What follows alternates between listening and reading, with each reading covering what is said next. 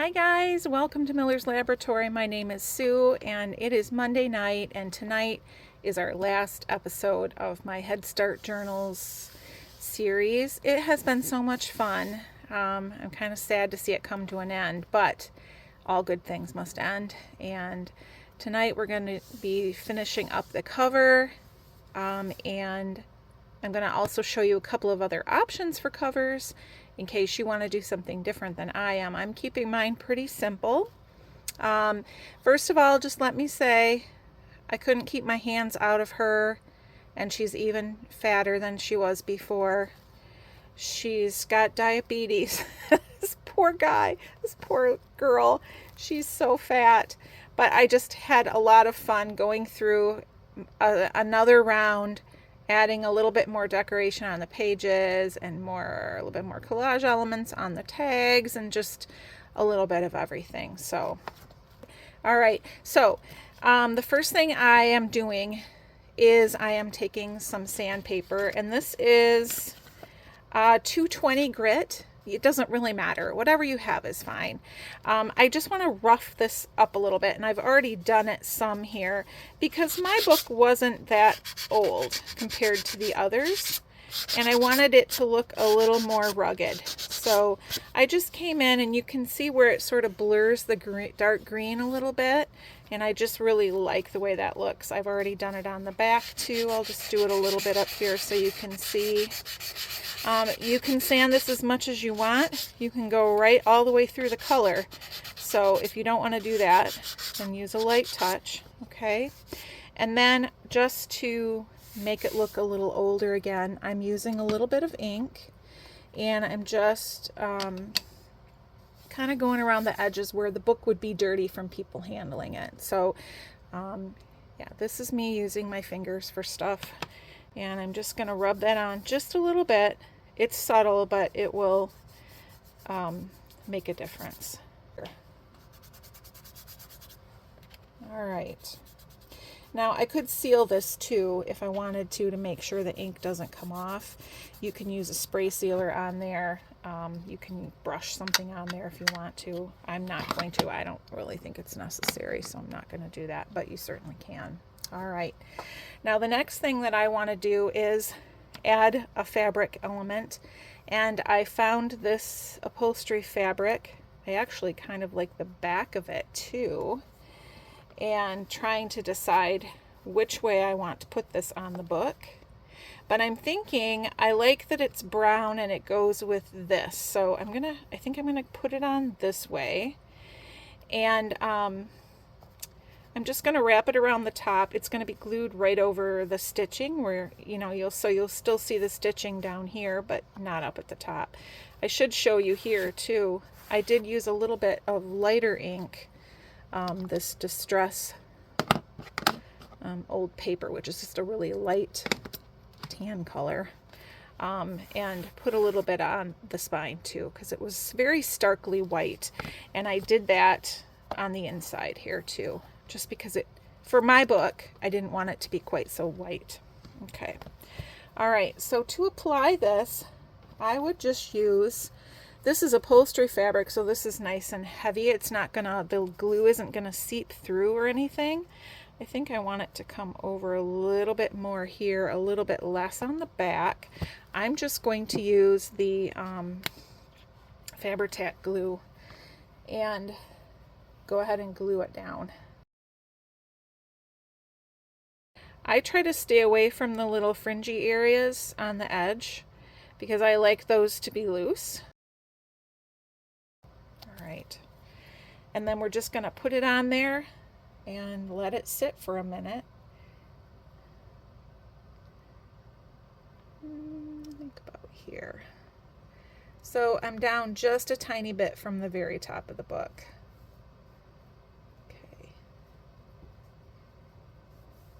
And I'm just pressing that on there. Good. All right, now we're going to lift her up, wrap her this way. Just make sure that all gets pressed in good here on the spine,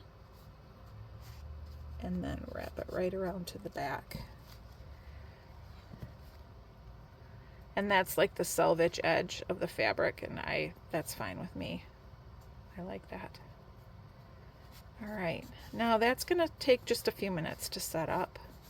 So I'm not going to open the book while it's doing that. I'll just leave it closed.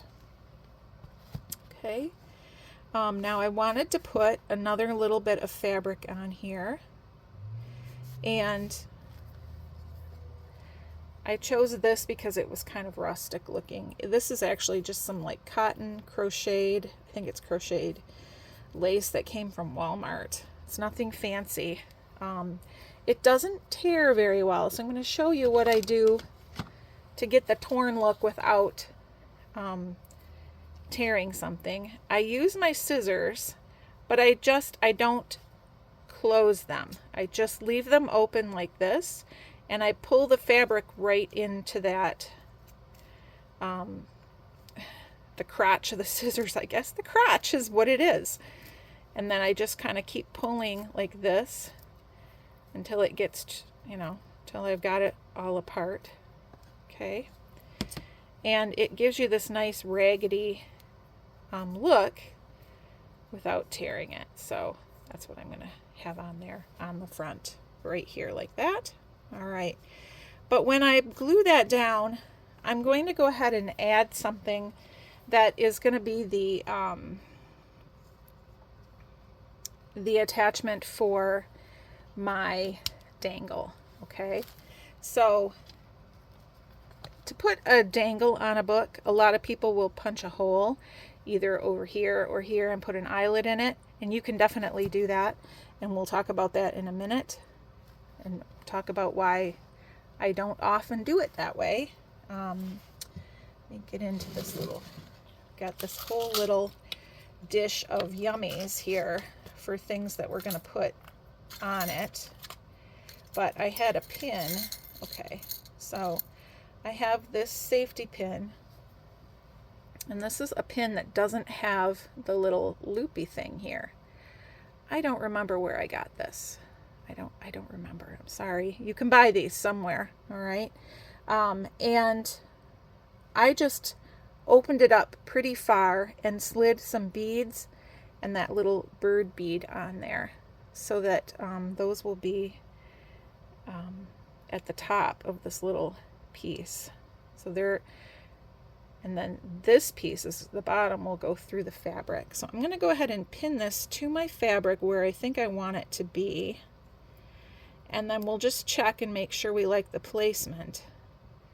And then we'll glue it down. All right, so I want it to look straight. So I'm going to go ahead and close it. And we'll see if it wound up straight. I think that's pretty good, actually. All right. So we've got this pin that we're gonna glue this down, and then we can use this pin to attach things and hang them down. Okay, so I'm gonna go ahead and get my same glue, my Fabri-Tac, and glue this little extra piece down.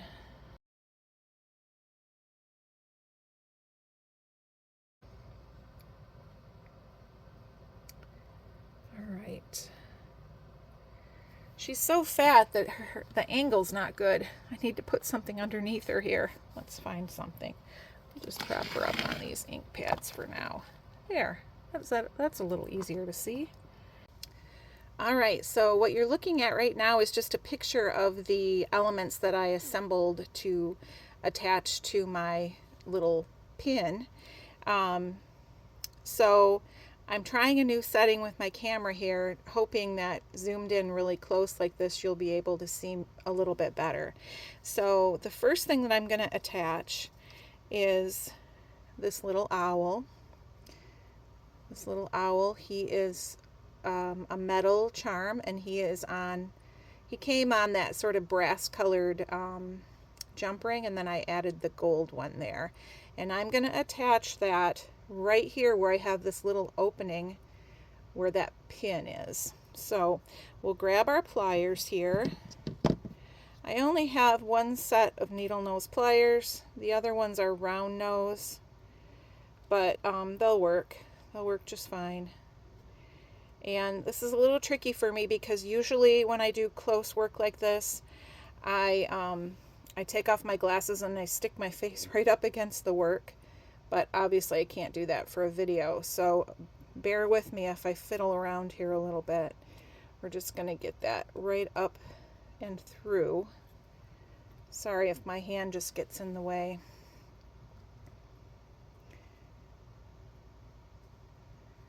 And then all we need to do is just close those ends of the jump rings.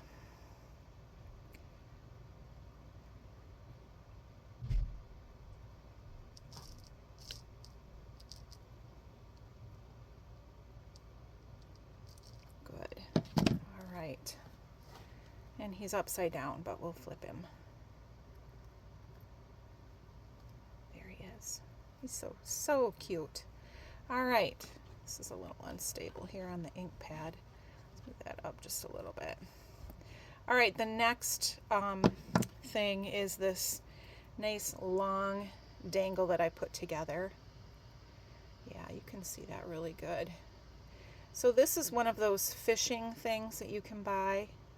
It hooks like a safety pin. It's a lot stiffer though. You have to use your muscles to open and close it. Let me grab a pencil or something here. So this is that same thing coming all the way down, and it provides you with a couple different areas where you can attach things. So up here at the top in the first little jump ring, I've added this cute little pine cone charm. That may have come from Hobby Lobby, I'm not sure. Most of my charms came from Joann's, which of course we don't have anymore, sadly. All right. And then here I've got a little old button. I put a jump ring through one of the holes and I added a little bead. And then at the bottom here I have two safety pins. They're just regular safety pins hooked together with a jump ring. And one has beads on it. And this one has a little shank button attached to it. Okay, so that makes just a longer element there. And I am just going to hook that in right here at the end of this coilless safety pin. I found out that's what those are called, and they are used in quilting and beading, and I think you can get them at Walmart, so there you go. All right, I'm just going to apply a little pressure to close this here, and there we go. All right, and then I have one more little element here to put on. It's another button. It has a jump ring at the top. I have glue stuck to my nail. A jump ring at the top to attach it to the pin. And then at the bottom, the opposite hole, I put another jump ring and added this little charm, handcrafted. So I'm going to open up the top jump ring. And I'm just going to attach this up here at the end of this same pin. So with jump rings, just remember you want, let me set that down a second. When you open and close them, you want to do this. Twist. You don't want to do this. Twist them apart instead of pulling them apart. And then you can just twist them right back together again. And in general, larger jump rings are easier to open and close than smaller ones. So if you have a choice and a big one will look okay, it's going to be easier for you for sure. All right, I want that to go on. So the button is faced up, not upside down. So this is so fumbly. So guys, what I could have done is attached all of these before I glued this piece of lace down, and that would have probably made things easier. I don't know if it would have been easier to film it, but I think it would have been less fiddly for me. So that's just something to keep in mind too. Learn from my mistakes. All right, and there is my dangle. Now the other one that I had in the picture there was a little slide holder with a little picture of fern in it. I just added a jump ring. When I started putting this all together, I just thought it was too big to add in here, so I decided not to use it. I'll save it for another project. If you don't have a slide holder but you want to do something like this, just take a piece of cardstock, rectangle shape, fold it in half, punch a hole, open it back up, and glue your picture inside. Very simple. And then just punch a hole and add your jump ring. So, all right. So I'm going to zoom back out and we'll resume here. Hey guys, just jumping in here because I got the video all done and I forgot to show you the other ways of attaching dangles. So, quickie here. If you punch a hole in your cover, either here or here, and you want to put a jump ring through, just know that you got to have a pretty big jump ring. Like, this is a package of jump rings I bought at Walmart. This is the largest one that came in there, and if I were to try to put that through a hole here, I'm just going to kind of put it on there. It would have to be pretty close to the edge, and it's going to stick out on the other side. Like, it's going to be round, so it's going to stick out over here, and it can be a problem with your pages. Like, it will not let you close your book all the way. So it's not my favorite thing to do, to use a jump ring. If you do put a hole in with an eyelet, I like to take a little wire, or you can just take some pretty fiber, any sort of ribbon or whatever, and actually tie it through the hole. You can put a bow on the top, or you can just put a knot or whatever. And then you can use that fabric, that little loop of fabric. I wish that I had one with a hole in it, but I don't, to attach things to. Otherwise, you're making stuff too thick. I hope that makes sense. Okay. Another one that I've used before that I think is really cute. This is a really large ring. Obviously, this is a split ring. You can just take some ribbon, and just cut a little length of it. And then you can glue that and have this little thing hanging down, and then you can attach all kinds of things to that. Or you could punch a hole and put an eyelet through this to hold it in place if you wanted to, and then you can attach things to the ring that's hanging down. That looks really nice. Okay. And then a third one, very simple but effective. You can use a tiny little, I think these are called, what do they call these? Bull clip, I want to say. And just clip it at the top. It's got a little flat area, so it's not going to interfere with your pages. If you look from this side, see how it just sits on the top of the pages. And then you can attach things to that. So when you're looking at the book, they're probably going to hang down here. But if you hold the book like this, they'll hang down the front. So those are my 3 ideas. Had to slip that in there. All right. Now let's talk about how this book's going to be closed. I have some ways that I use. And the one that I'm going to choose for this one is just... let me grab it. It's a hairband. Okay, so I bought these on Amazon because they had different colors. If you go to the store, you can buy hairbands too, but usually all you can find is black. So I like this brown one. Okay, let me show you here. And these work great. And then you just slip them onto your book and it's closed. It's not too tight. It just holds it nicely. So it looks like nylons or something, right? And you just will slide it on over. I'll put it on after I do the inside. Okay. All right. So on the inside, my book doesn't have any pattern here, and it's just boring tan paper. Boring. And so I decided I wanted to add a different end paper in here. And I'm just going to do a little bit of collage. And I already prepared this just because I wanted to be ready. All right, so I've got a couple pieces of paper here. And I just made them kind of opposite. One will go in the front, one will go in the back. And what I did is I just cut it so that it would fit the inside of the cover with a little bit of an edge.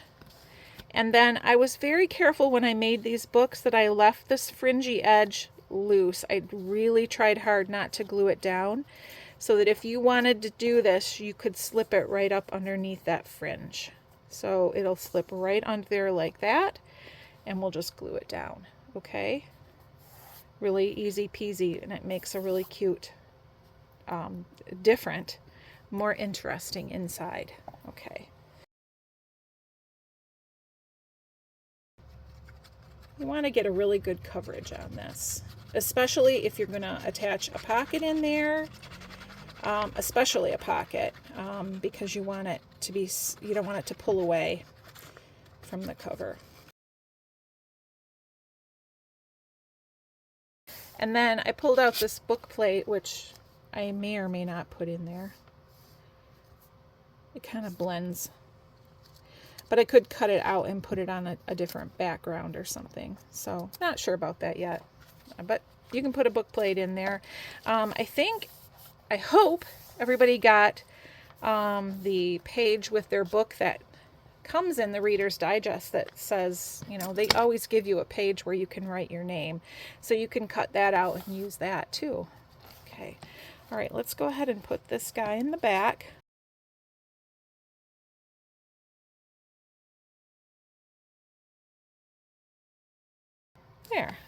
There it is.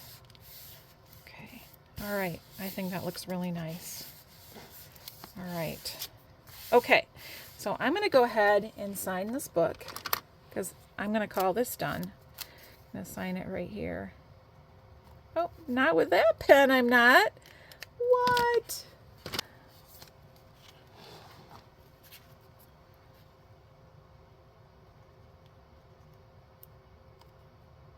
What year is it?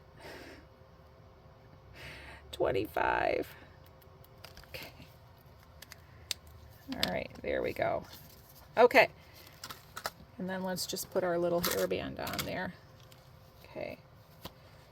So I also like to do ties, ribbons, or sari silk.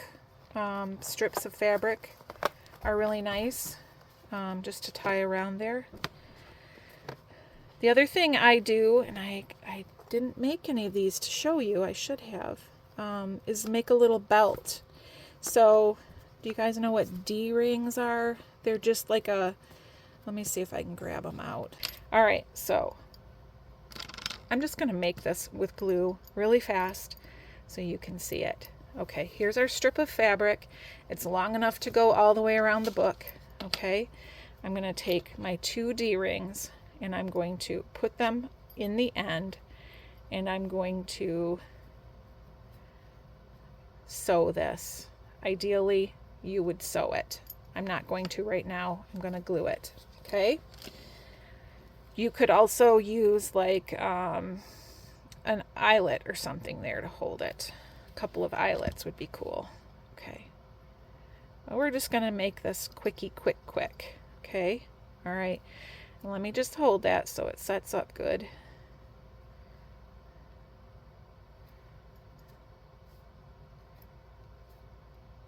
Is it set up?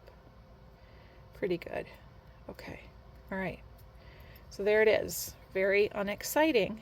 This is one of my favorite types of fasteners, honestly, because it's very secure. Okay. All right. Now you're just going to take it and put it around your book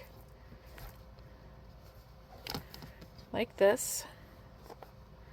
And you bring your other piece of fabric up, or your other end.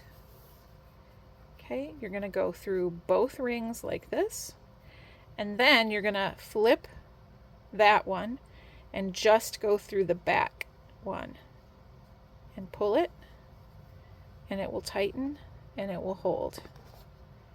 And that's all you have to do to make a little belt. All right, so that's one more option for you. Okay, you can decorate this too. You can put something on it. It'll be cute. Okay, all right. I'm going to put Big Bertha aside here and we'll look at a couple of other covers. Okay. This is an okay cover. It's not my favorite, but it's okay. I don't love it. Okay. I don't hate it. Okay. But it's sort of modern, and let's say this book is going to be floral, a floral book. Okay. So what I want to do is get rid of some of that pattern. Now, I already showed you that you could sand it. You can definitely do that. Okay. But what we're going to do is we're going to use nail polish remover. You will be shocked. Okay. And actually, the reason that I found this out the first time is that I bought one of these and it had a sticky tag on it, and I was trying to get the sticky off. Okay, watch what happens. It just comes right off.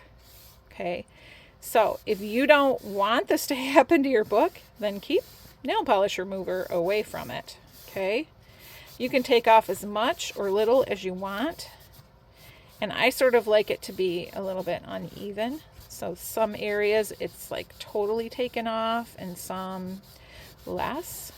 Okay. And I guess I need to get a little bit more. See how much came off. You will find that this stuff even comes off with just water, but this really takes it off fast. Shockingly fast. I want actually like a big white area here and can you see how the little polka dots are staying on more? They're a different kind of ink or something, which is kind of funny, but I don't care. I like that. All right. Okay.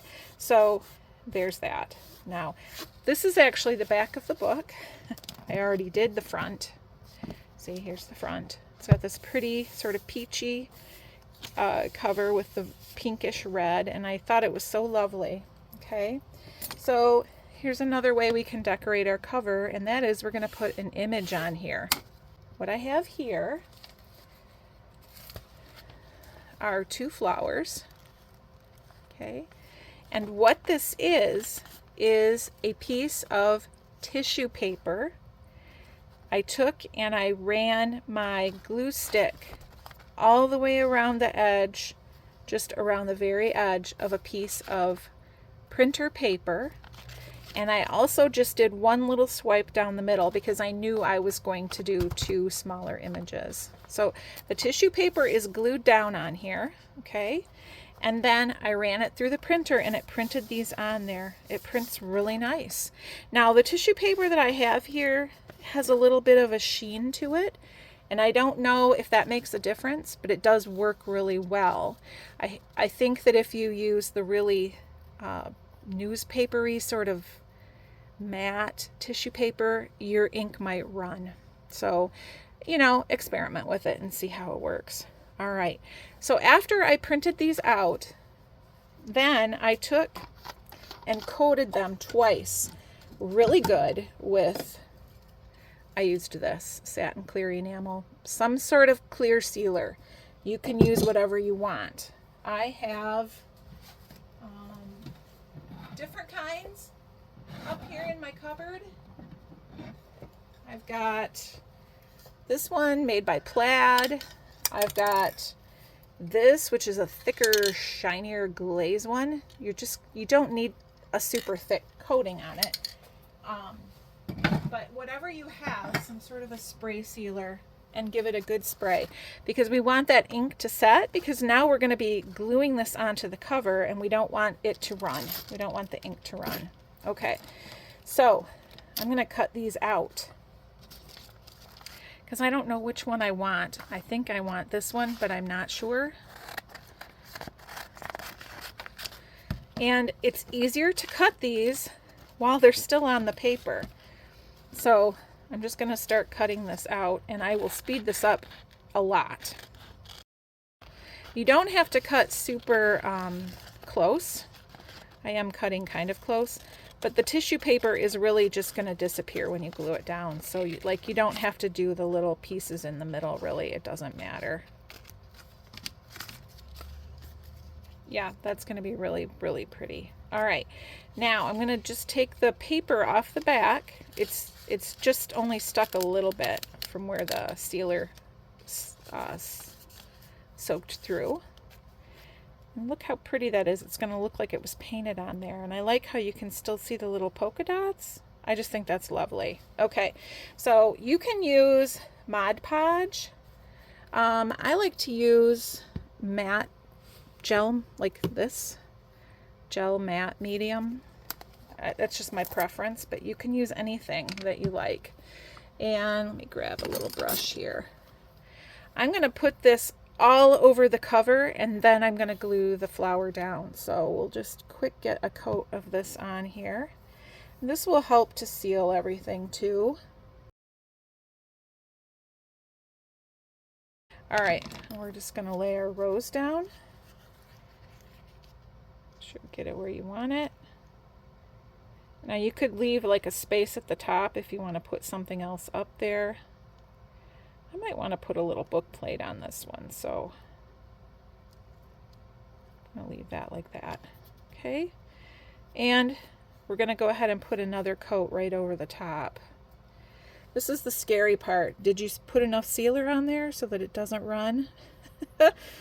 We hope, right? We hope. If you have a little bit of wrinkles in your tissue paper, that it doesn't matter. Don't worry about it. You don't want any bubbles underneath here though, so make sure you're getting it all smoothed down really good.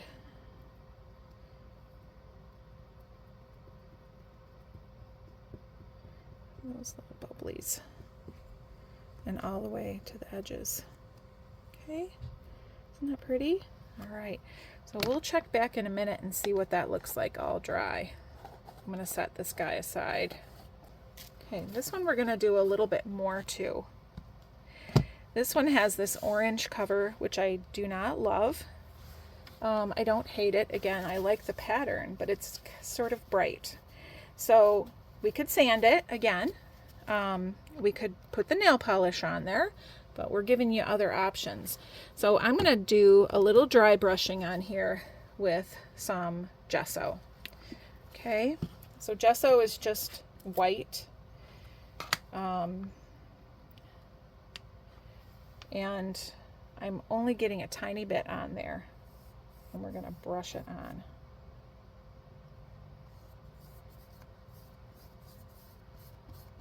And it would be a good idea to run a little bit of tape or washi tape up that edge, just so you don't mess up the black part. But if you get a little bit on there, as long as you wipe it off right away, it's okay.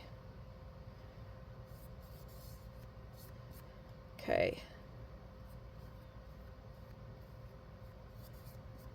And if you get too much on there and you're unhappy with how much you put on, you can just wipe some off. Okay, so it's very forgiving until it dries. Then it's going to want to stay where it's at. Okay, so again, I'm going for sort of a streaky look here. It's a little bit too much there for me. Let's wipe that off a little bit.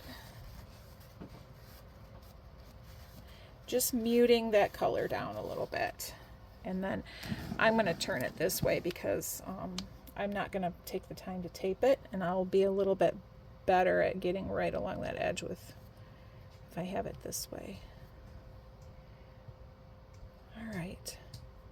And let's just get a little bit right there, right along that edge. Okay, good. Okay, all right, so there's that. Okay, we're gonna let that dry for longer than I'm gonna show you. We'll let it dry and I'll be right back. All right, now the next step is I'm gonna use some of this crackle paste on here.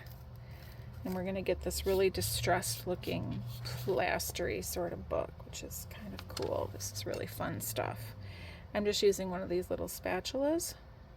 Okay, and we're going to spread it on here. Oh, it's a little crumbly. We're going to spread it on kind of haphazardly. And you want it thick in some areas and thinner in some areas, and we don't want it everywhere either. So let's get a little more right here. And again, I can come in and wipe that off where I'm making a mess. Let's put a little bit here. I'm putting it more where I have the paint heavier. Okay, is my plan anyway. Put a little bit here.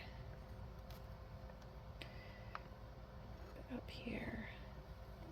So with this stuff, the thicker you have it, the bigger the crackles will be. If you put it on very thin, your crackles will be really fine.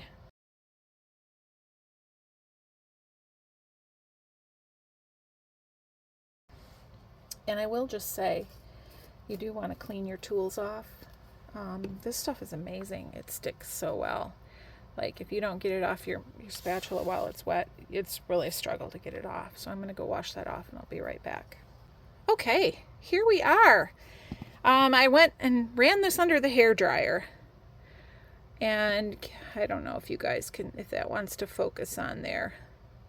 But what we're going to do to make this show up a little bit better is we're going to use some ink. I'm going to use a little bit of this ink. And I'm just going to rub it on there. And all the crackles will start showing.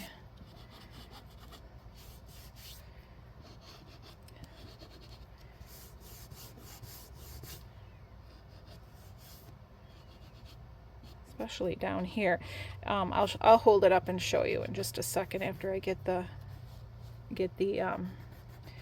ink spread on there a little bit better. Okay. It just highlights all those little cracks by putting the ink. You could use like a light wash of paint, you know, thin down paint to do this too. Okay. All right, so that's what it looks like. Okay, so through the magic of television, this is the other side that I did earlier. This is actually the front. And what you're going to notice that's just a little bit different with this is that I glued a little piece of paper down on there before I did the dry brushing and the crackle and everything. So you can kind of see that underneath there, which I think is really pretty. Okay. Now we could, I'll just tell you, you could still put a decoupage image over that too if you wanted to. You can put it over the crackle. I've done it before. I would just add a little bit of spray sealer or something on there, or brush on a sealer. Brush on your Mod Podge or your matte medium, and it'll seal the whole thing, and then put that down and then put another light coat over top. So you could do that. It would be really cute. Okay, so this one I'm going to come in and I'm just going to add a little bit more paint to fill in these edges so it's not quite so starkly stripy, I guess is. I like how this looks a little bit better. Okay, so that's another finish for you. I just want to come back and show you our flower one. It's not quite dry, but it's almost dry. It's got a couple spots here that are still wet. And isn't that lovely? I love how you can see the texture and everything right through it. It just looks like somebody came and painted that flower on the cover, which I think is beautiful. And then what I would do for this one is I would add a little book plate. So you can buy these different shapes and stuff. I would put that on. I don't know, that's maybe a little high, so maybe I wouldn't put it on there. Or maybe I would just put it down here or here. I don't know. But that's an option to add a book plate. If you're going to add a book plate, you're going to position it where you want it, mark where your holes go, put your holes through the cover. You're going to use little brads to attach from the front through. And then on the inside, you put your book plate so that you can't see the ends of those brads. Okay, all right. I also grabbed this because this is really cool. This is a Tim Holtz thing. It looks like metal, but it's actually just cardboard, and it's like a stencil. And I thought that that would be really cool on this book. You can buy these in packages, and I don't know, maybe down here. I don't know. I just thought that would be really cool glued down on there. All right. So there's my cover ideas for you. I hope you liked them. Here's Big Bertha one more time. Let's say goodbye to her. Thank you so much, you guys, for joining me for this series. As I said, it was really fun. I enjoyed it so much. I have a lot to share, and I'm really glad that you're interested to see it. So we'll see you soon. Bye.